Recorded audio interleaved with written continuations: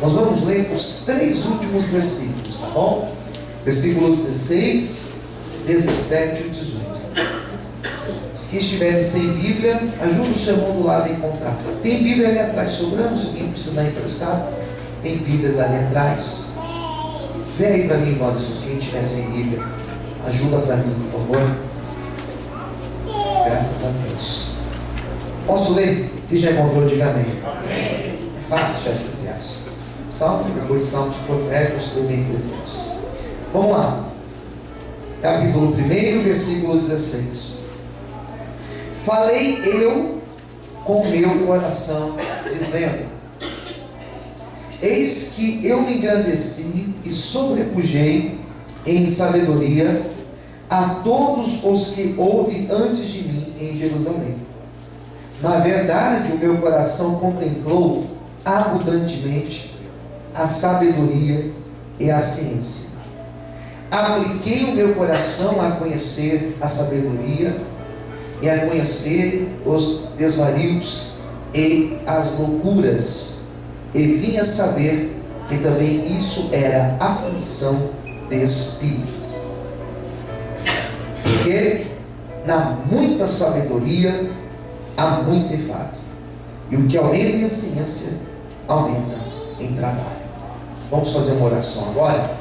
Eu peço para você fechar os seus olhos, pedir para Deus, pede para Deus falar com você nessa noite. Faça uma oração, peça para Deus trazer respostas para a tua vida enquanto essa palavra é ministrada. Senhor, meu Deus e meu Pai, fala conosco, Senhor, nesta noite, através da palavra agora lida. Esse texto, Senhor, é um texto complexo, mas eu te peço, Senhor, fala aos nossos corações. Eu coloco a minha vida no teu altar nesse momento. Eu me coloco ao teu dispor, Senhor, que eu possa ser um instrumento nas tuas mãos para ministrar a tua igreja. Venha falar conosco, Senhor. É o que eu te peço e te agradeço. Em nome de Jesus. Amém. E graças a Deus. Desocupe a sua mão e aplaude o Senhor com alegria. Graças a Deus.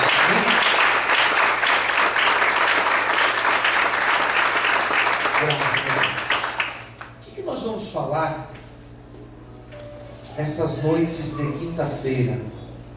Nós vamos falar um pouco sobre sabedoria. Porque a sabedoria, ela é extremamente importante para a nossa vida.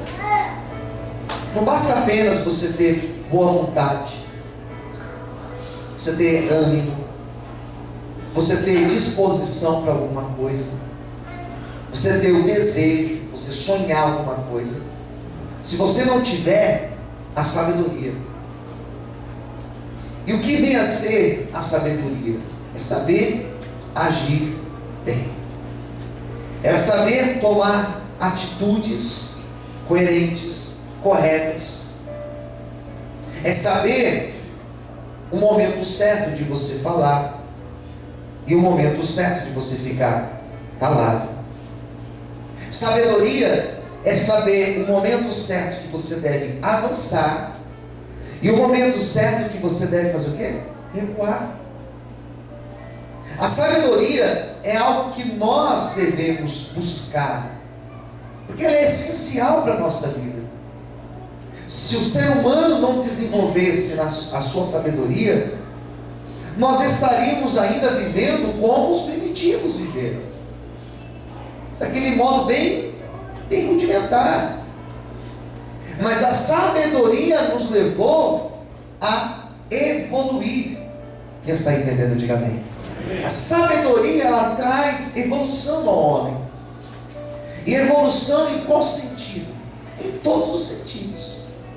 E é isso que nós vamos falar, é isso que nós vamos ver no decorrer desta campanha de quinta-feira. Por isso que eu acho que é essencial você participar dessa campanha. É essencial você vir na terça? De terça, na sexta, no domingo, nos outros cultos de sábado que nós fazemos. É essencial. Mas essa campanha de quinta-feira vai te dar ferramentas necessárias para você ter uma vida extremamente abençoada em todos os aspectos. Quem entendeu, diga amém. Amém? Então nós vamos começar por onde? Pelo começo. Eclesiastes capítulo 1. E antes de eu entrar no texto, eu gostaria de fazer uma breve introdução para quem não conhece o livro de Eclesiastes.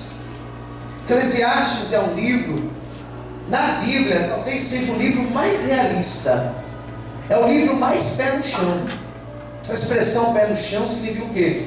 É um livro que nos traz para a realidade da vida.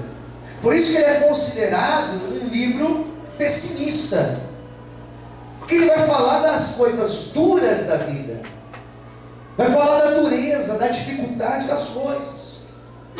É um livro que possui uma crítica muito grande dentro dele. Não basta apenas ler este livro com um olhar simples. Nós precisamos perceber do que se trata este livro. E esse livro faz uma crítica que já acontecia naquela época e acontece hoje em dia. Qual crítica que esse livro vai fazer, por exemplo? Acumular bens, acumular riquezas. E vai dizer que isso não traz felicidade ao ser humano. O ter muito não significa ser feliz. Quem concorda, diga amém. Amém. Já é algo que existia nessa época. O ter muito não significa que a pessoa ela é plena na vida. Esse livro vai falar também de uma mudança comercial que ocorreu naquela época. Quando naquela época a relação de comércio era feita através de trocas. Eu tenho tal coisa, eu troco com você por tal coisa que você tem. Isso muda. Agora entra o dinheiro, a cobrança das coisas, a cobrança de juros, a cobrança abusiva.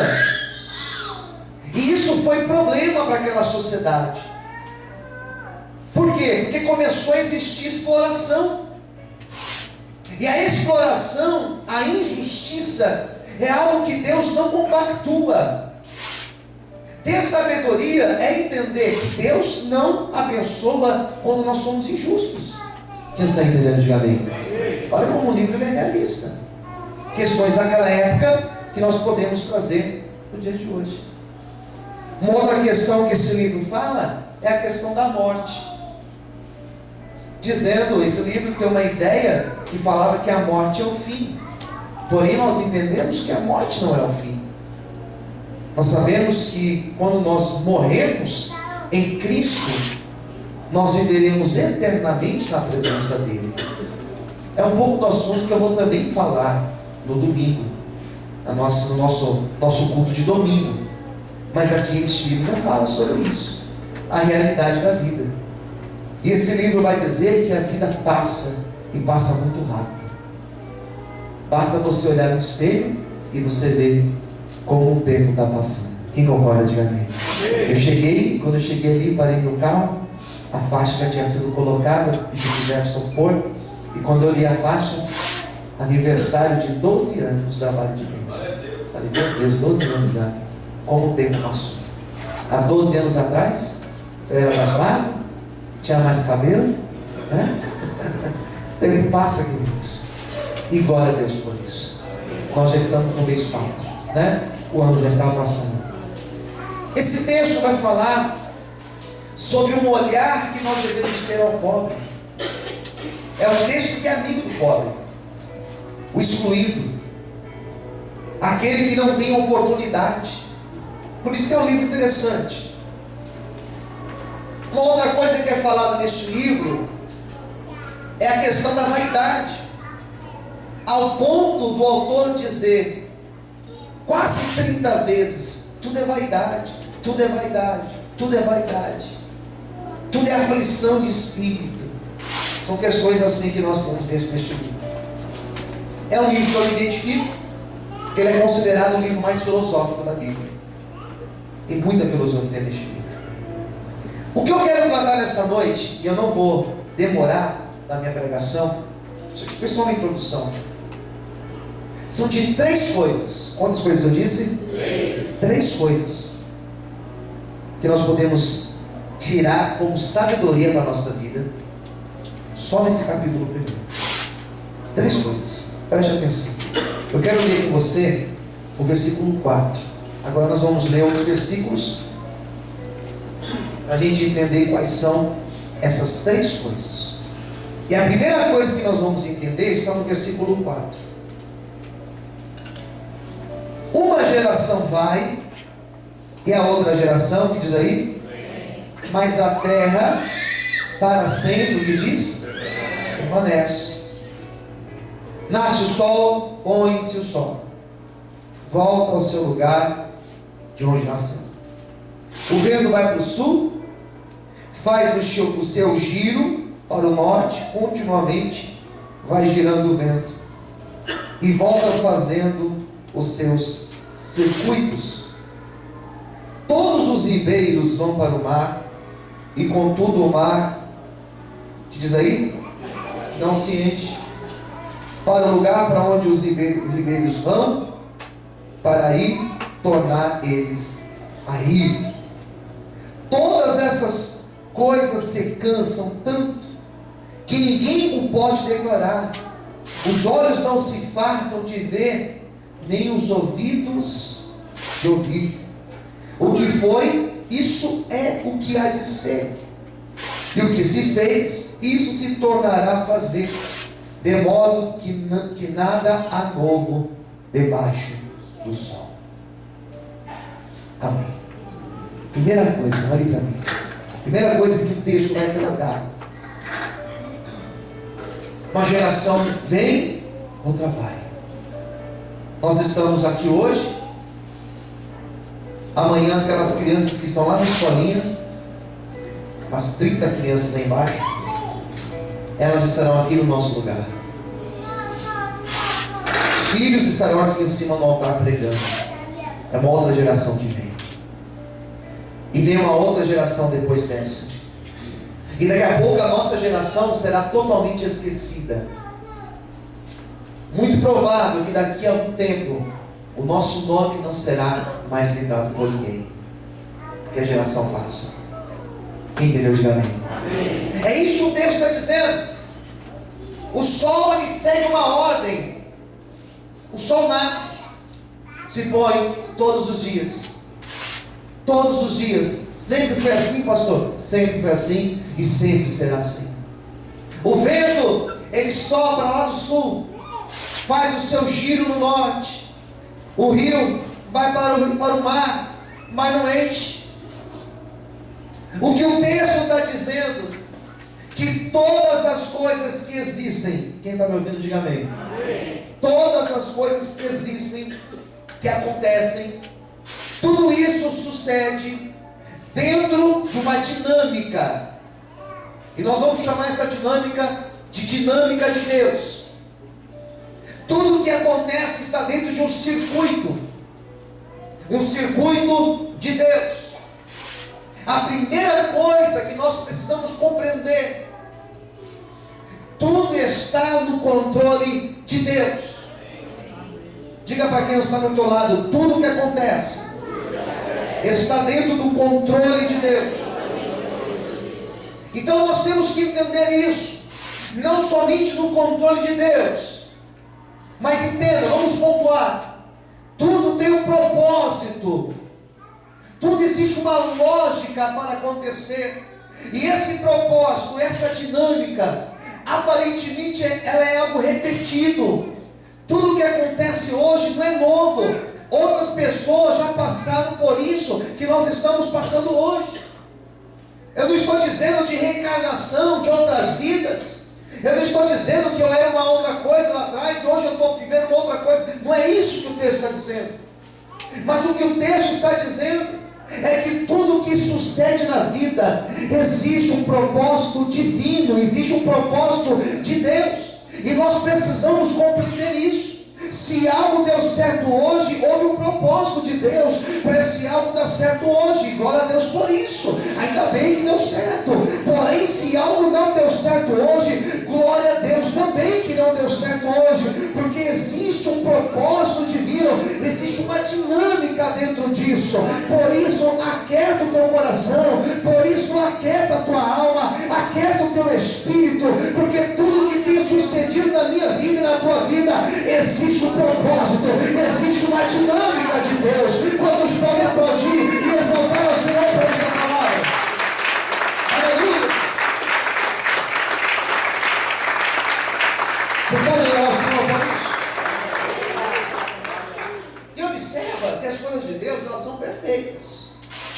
Diga para quem está no outro lado, as coisas de Deus, elas são muito perfeitas. Por que perfeitas, pastor? Porque Deus não se confunde. Boa frase, né? Fala para o seu irmão do lado, Deus não se confunde. Guarda isso. Deus não vai fazer amanhã, por exemplo, ao invés do sol nascer, a lua nascer. Porque já está uma ordem estabelecida. Deus não vai se confundir. Nessas grandes coisas e nas mínimas coisas da nossa vida. Deus não vai fazer nascer algo amanhã que não foi semeado hoje. Porque tudo existe uma ordem. Tudo existe um momento certo para acontecer. Quem entendeu? Diga amém. Não vai nascer ninguém amanhã com 10 anos de idade. Vai nascer um bebezinho de colo que vai precisar dos cuidados dos pais até tantos anos. Tudo vai nascer do mesmo jeito. Por que, pastor, já está determinado? Não, porque já está dentro de uma dinâmica de Deus. As coisas da nossa vida, elas não acontecem fora do tempo. Eu fui orar ontem por um irmão. Foi ontem mesmo. Fui orar por um irmão que está passando por uma situação profissional. E, sem entrar em detalhes da questão, e aconteceu um fato e nós conversávamos justamente isso. E eu olhei para aquele irmão e falei assim: vou te falar uma coisa, isso serve para alguém que está aqui. Quem te pôs aqui nesse lugar? Daí ele, sem dúvida, falou assim: foi Deus que me pôs aqui. Falei: ótima resposta. Deus te pôs aqui. Ele vai deixar você ficar aqui dentro até o dia que Ele quiser. Você não vai ficar aqui nem um minuto a menos, nem um minuto a mais. Você vai ficar aqui até quando existir uma dinâmica, até quando existir um propósito de Deus. Por isso, aquieta a tua alma. O que está acontecendo está dentro da dinâmica e da ordem de Deus. Se não aconteceu ainda, porque ainda não foi tempo de acontecer. Quantos podem aplaudir e exaltar ao Senhor? Aleluia! Você pode aplaudir o Senhor mais forte?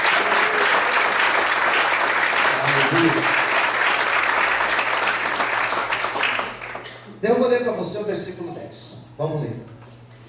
Vem que tem aqui uma pergunta. Há alguma coisa de que se possa dizer: vê, isto é novo? Já foi nos séculos passados que foram antes de nós. O que o versículo 10 está dizendo? Que não existe nada novo. Fala para quem está no outro lado: não existe nada novo.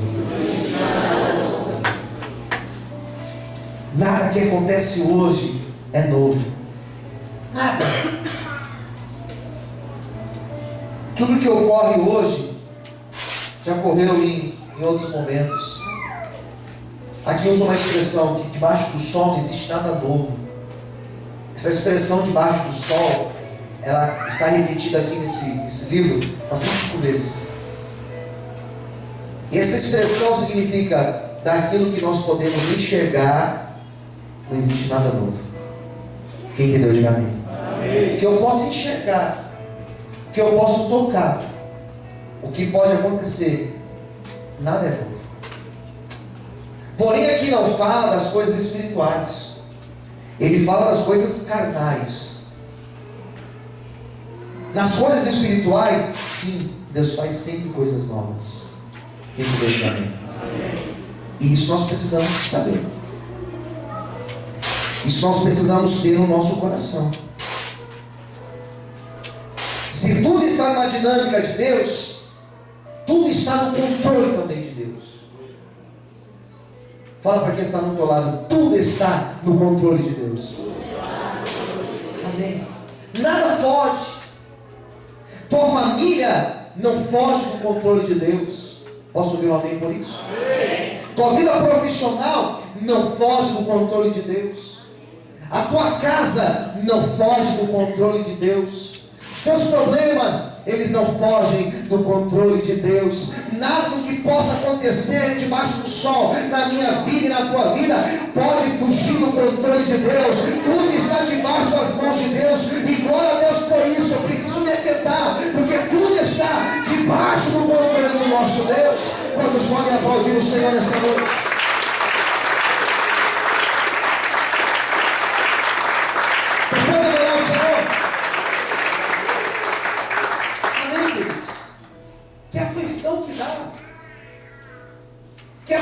Que dá perder controle da situação.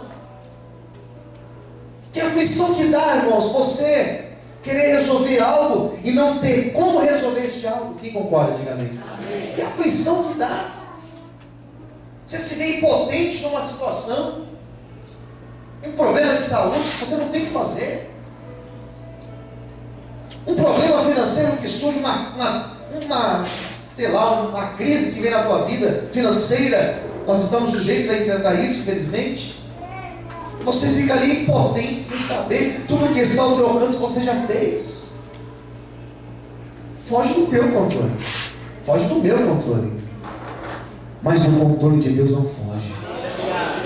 Entenda isso, o controle de Deus não fugiu. Amém? Se o barco saiu do teu controle, fique tranquilo, fique calmo, porque Deus permanece no controle do barco, e Ele garante a nossa vitória, em nome de Jesus. Levanta a sua mão, glorifica e aplauda o Senhor bem forte. Aleluia.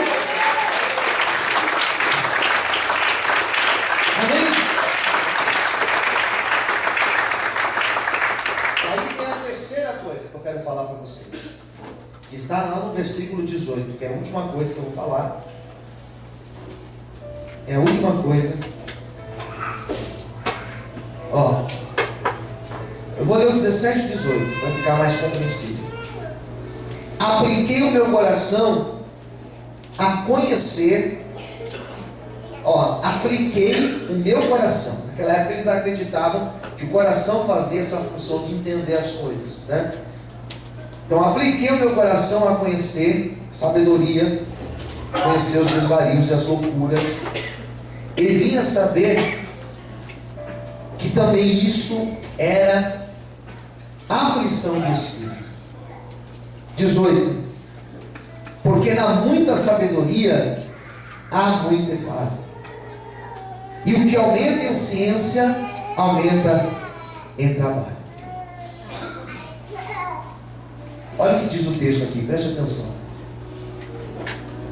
O texto diz o seguinte: que quando eu tentei compreender muitas coisas, aqui é o autor falando, quando eu tentei compreender muitas coisas, eu percebi que teve coisas que eu não entendi.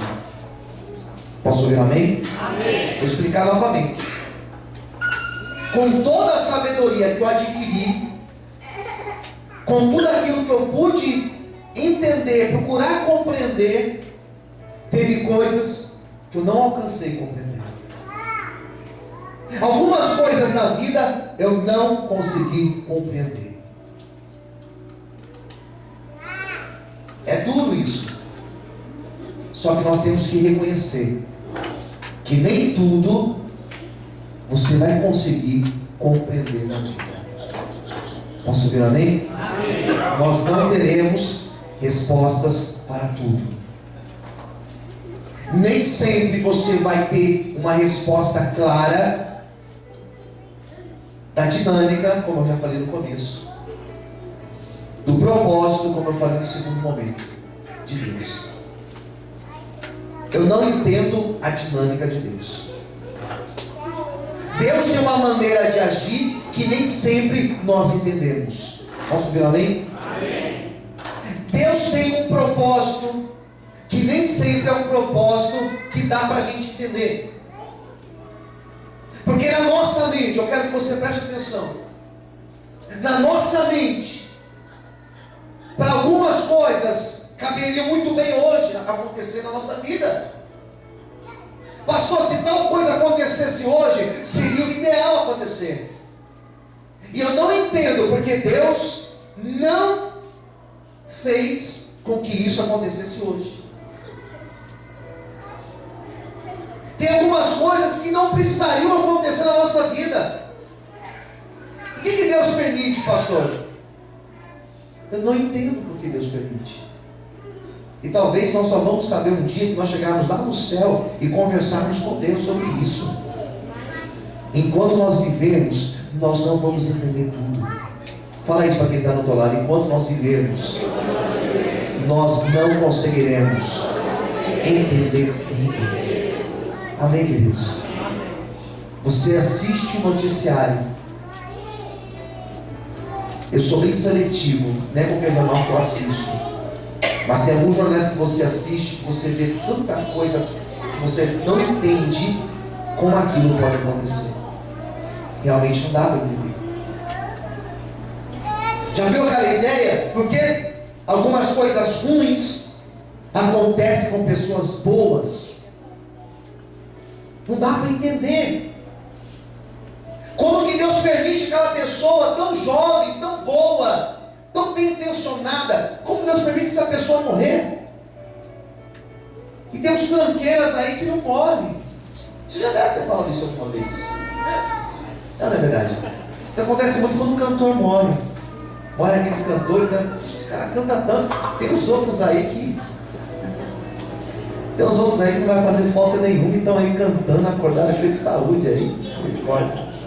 Já ouvi isso já. Nós não entendemos. Posso ouvir um amém? A vida é cheia de coisas que nós não entendemos. E o autor aqui, o Collet, o pregador aqui da história, ele vai dizer: eu não entendo, eu tentei, mas teve coisas que eu não alcancei na minha vida compreender. E assim vai acontecer com você em muitos momentos.